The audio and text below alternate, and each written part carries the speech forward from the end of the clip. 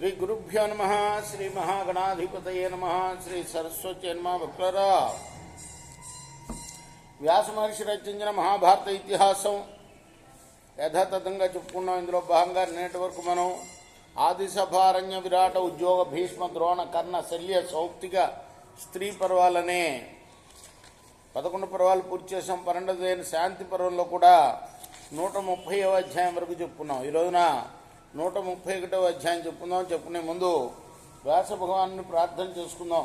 వ్యాసాయ విష్ణు రూపాయ వ్యాసరూపాయ విష్ణవే నమో వై బ్రహ్మనిధయే వాసిష్ఠాయ నమో నమః. నారాయణం నమస్కృత్య నరం చైవ నరోత్తమం దేవీం సరస్వతిం వ్యాసం తతో జయముదీరయేత్. సమర్థ సద్గురు సాయినాథ్ మహారాజ్ की जय. युधिष्ठिर उवाच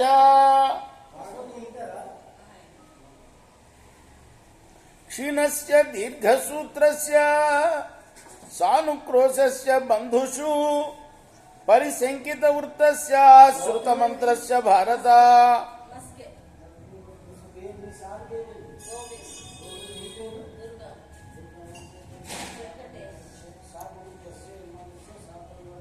विभक्तपुरराष्ट्रस्य निर्द्रव्यनिचयस्य च असंभावितमित्रस्य भिन्नामाच्यस्य सर्वशः परचक्राभियातस्य दुर्बलस्य बलीयसा आपन्नचेतसो ब्रूहि किं कार्यमवशिष्यते.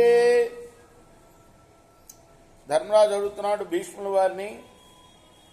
సైన్యము ధన సంపత్తి క్షీణించినవాడు, బద్ధకస్తుడు, బంధువులపై జాలితో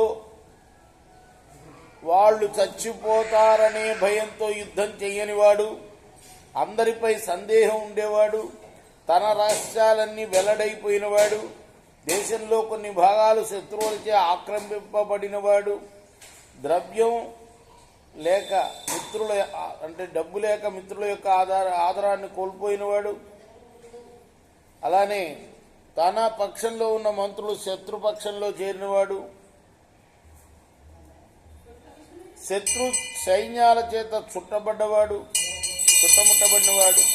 బలహీనుడై బలిష్ఠుడైన శత్రువు చేతిలో చిక్కిన రాజు ఆ పరిస్థితుల్లోంచి బయటపడటానికి ఏం చేయాలో చెప్పు తాత అని అడిగాడు. భీష్మ ఉవాచ బాహ్యస్కే విజగీషు స్యాత్ ధర్మార్థకుశలః శుచి జవేన సంధిం కుర్వీత పూర్వభుక్తాన్ విమోచయేత్. యో ధర్మ విజిగీషు స్యాత్ బలవాన్ పాపనిశ్చయః ఆత్మనః సన్నిరోధేన సంధిం తేనాపి రోచయేత్. అపాస్య రాజధానీం వా తరే ద్రవ్యేణ చాపదం తద్భావయుక్తో ద్రవ్యేణ ద్రవ్యాణి జీవన్ పునరుపాధ్యయేత్. యాస్తు కోశ బలత్యాగాత్ శిక్షాస్తరితుమాపద కస్తత్రాధికమాత్మేన సంచచేత్. అర్ధధర్మవిత్ అవరోధాన్ జుగుప్సేత కా సపత్నధనేదయా నత్వేవాత్మ ప్రదాతవ్య శక్యే సది కథంచన. ధర్మరాజా,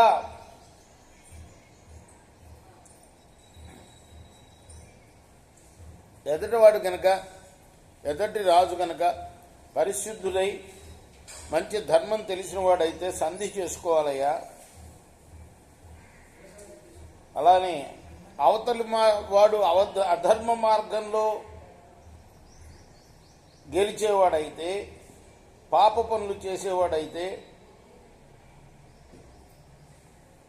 వాడి కోసం కొంత వదులుకొని సంధి చేసుకోవాలి వాడితోటి కూడా. మంచివాడైతేనేమో, ధర్మం తెలిసిన వాడైతేనేమో అతన్ని బతిమాలుకొని పూర్తి రాజ్యాన్ని పొందొచ్చు. వాడు పాపుడు అనుకో, ఏదో కొంత రాజ్యం వదులుకొని మిగతాది ఇవ్వమని అడగాలి అన్నమాట. అలానే రాజధాన్నో ద్రవ్యాన్నో వదులుకొని ఆపద నుండి తప్పించుకోవాలి, అది ఇంకొక ఉపాయం. ఎందుకంటే ప్రాణాలతో ఉంటే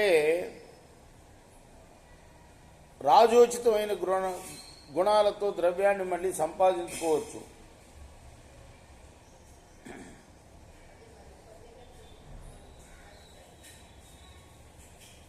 శత్రువుల ఆక్రమణలో అంతఃపుర రక్షణకు గట్టిగా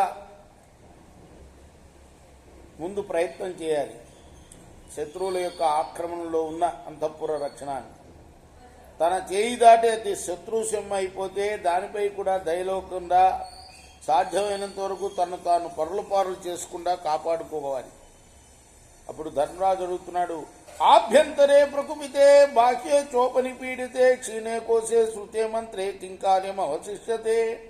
పితామహ, రాజ్యం కోట శత్రువులకు స్వాధీనమై ఆంతరింగికైన మంత్రులు మొదలైన వారు కోపించినప్పుడు, కోశాగారం క్షీణించి రహస్యాలు బయటకు పొక్కుతున్నప్పుడు ఏం చేయాలి అంటే 2 భాగాలు ఉన్నాయి ఇందులో.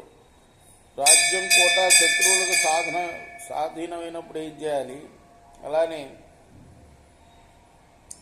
ఆంతరింగికులైన మంత్రులు తనపై కోపాన్ని చూపినప్పుడు ఏం చేయాలి. భీష్మ ఉవాచ క్షిప్రం వా సంధికామహస్య క్షిప్రం వా తీక్ష్ణ విక్రమ తదాపనయనం క్షిప్రం ఏత వత్సాహం పరాయకం అనువృత్తేన చేష్టేన హృష్టేన జగదీపతి అల్పేనాపి సైన్యేన మహీం జయతి భూమిపః హతో వా దివమారోహ్యాత్ హత్వా వా క్షితిమావసేత్ యుద్ధే సంత్యజన్ ప్రాణాం చక్రస్యైతి సలోకతాం సర్వలోకాగమం కృత్వా మృదుత్వం గంతుమేవ చ విశ్వాసాద్వినయం కుర్యాత్ విశ్వేశేచ్ఛాప్యుపాయతః అపచక్రమిషు క్షిప్రం సామ్నా వా పరిశాంతయాన్ విలంఘయిత్వా మంత్రేణ తథా స్వయం ఉపక్రమేత్. ఆ స్థితిలో ఉన్నవాడు సందేహన చేసుకోవాలి, పరాక్రమమైన చూపించాలి. దాంతో శత్రువుల్ని వెళ్ళగొట్టడమో లేక తను చనిపోయి స్వర్గలోకాలని పొందటమో యుద్ధంలో జరుగుతుంది. తనను ప్రేమిస్తూ ఇష్టపడుతూ సంతోషంగా ఉన్న సైన్యం ఏ కొద్దిగా ఉన్నా కూడా రాజు విజయాన్ని తప్పనిసరిగా సాధిస్తాడు. అలానే ఒకవేళ శత్రుబలం అధికమై చనిపోతే స్వర్గానికి పోతాడు. శత్రువుని చంపాడా ఈ భూమిని గెలుస్తాడు.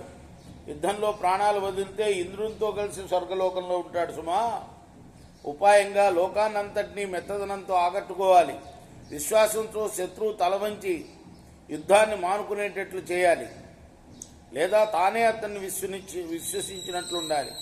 మంచితనంతో తీయని మాటలతో శత్రుపక్షాన్ని అనుకూలం చేసుకొని రాజ్యం నుండి బయటకు పోయి తన వారిని కూడా తీసుకొని మళ్ళీ తన రాజ్యాన్ని ఆక్రమించే ప్రయత్నానికి ఉపక్రమించాలి.